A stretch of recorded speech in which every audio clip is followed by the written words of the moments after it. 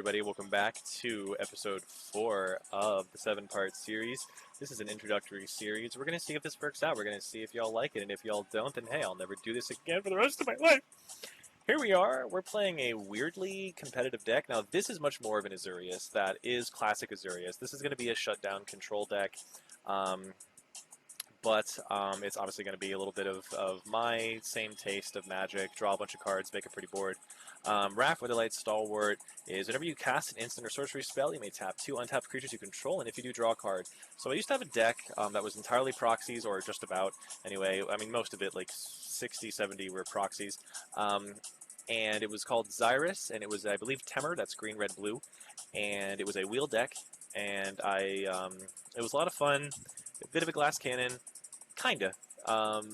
It had some bite back, some responses, and then basically, you know, it just kind of got boring, and people were sick of it. So I basically said, okay, you know what, fine. You think I'm not a creative deck builder? Let's go. I'm going to make this deck. And maybe people have made a ton of decks with Wrath, but in my collection, I just like pulled him out of my card pile one day, and I was just like, look, he's an early drop commander that seems to have some kind of human tribal extra draw going on here. So what we're going to do, because like I said, you know, I'm a big fan of draw, is you're looking at a lot of human synergy. We're getting things out here that can buff up humans, give them counters, give them shield counters, you know, 1/1 counters, shield counters, get a bit of removal, bounce, you know, and of course, you know, ramp for it being Azurius, and some general draw that kind of helps everyone else out. You know, the amount of times that I've asked the table, you know, this question is innumerable.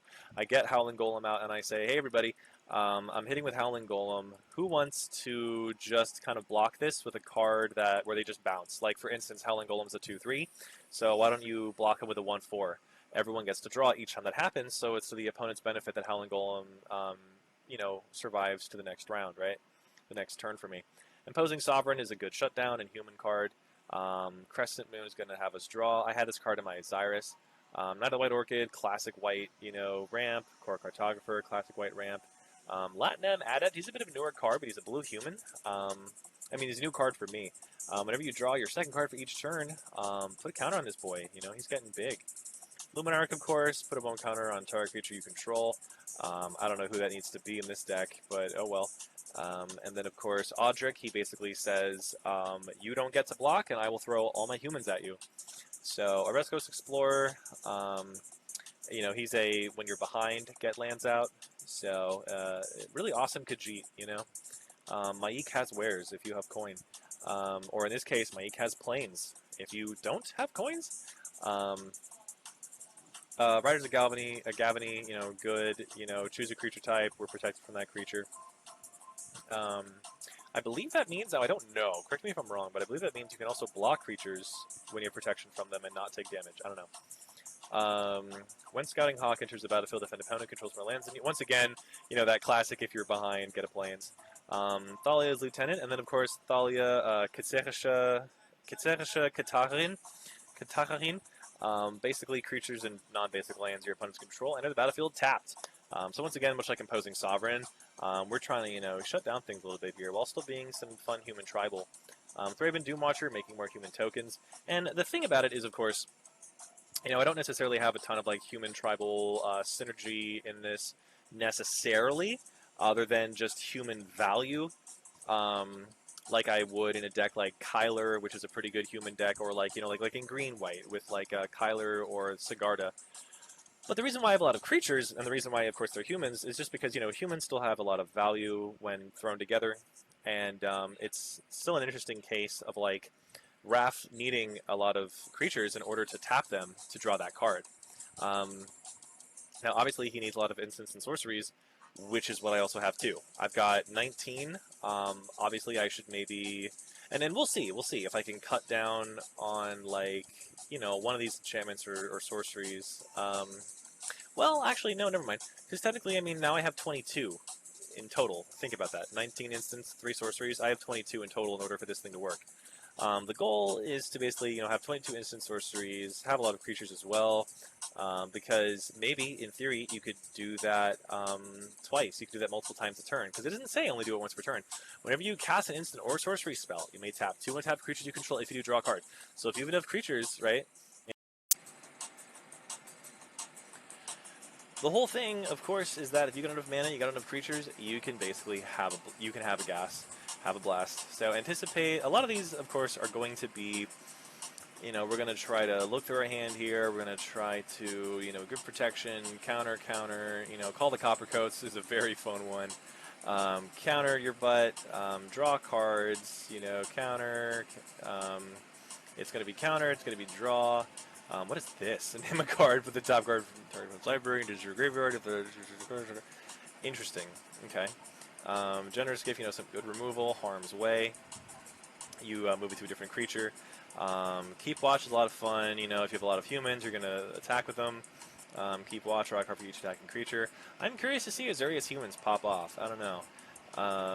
Target artifact your creature gains hexproof. Great. More countering.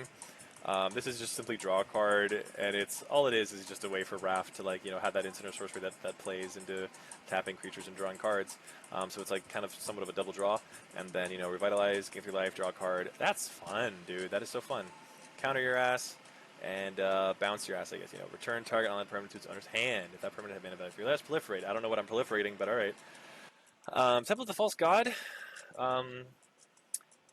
We'll see if that card actually might need to be taken out. I don't know. Sometimes it works, sometimes it doesn't.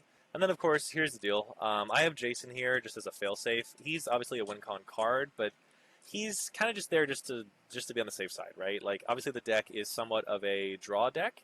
So the goal is going to be, have human value, fill up the board, have humans go do human shit, go crazy. Then the whole deal is going to be, of course, play instants in the sorceries. Then he's going to say, oh, let's tap those humans, let's draw those cards. And then, of course, we can, with the mana, we'll get buff them and go to town. But in the midst of all that draw, then, Jace could be all like, hey, why don't you draw and mill yourself and then, draw some cards and then win the game. So, artifacts are going to be a lot of ramp. Decanter is a good one. No max hand size is important in a deck that's trying to draw lots of cards and not necessarily fill the graveyard up. I'm not obviously playing, Sultai, so I'm not doing a lot of graveyard shenanigans. Mind Stone, and of course Replicating Ring, a lot of fun. Soul Ring, staple. Tezzard's Gambit, just drawing, this is also just drawing. And that is effectively just drawing, but obviously it's a bit of a wheel. Draw power, shut him down, and shut him down. At the beginning of your upkeep, detain target creature your opponent controls, which is until your next turn. That creature can't attack or block, and its activated abilities can't be activated, which means like Raph's mana thing right here that says, pump this, any pump abilities, pump mana into it, so on. I haven't played this in person yet. I'm curious to see how this works as of today anyway. 7/18/2023, 4:11 p.m. Wowie wowie zowie. Although when this is uploaded, who knows when it's coming out. And of course, the mana curve is like 2. That's a lot of fun. It's 49 competitive. This is our most competitive deck thus far, according to Tappedout. I don't know. I don't know how this is actually going to play, but I intend to play it as usual. Draw a lot of cards, throw a lot of humans out, but with Azorius shenanigans of counter spells and removal. And obviously shutting things down with like Ghostly Prison and whatever else. I'm curious. I'm so curious to see how this is going to go. Are you excited? Because I am.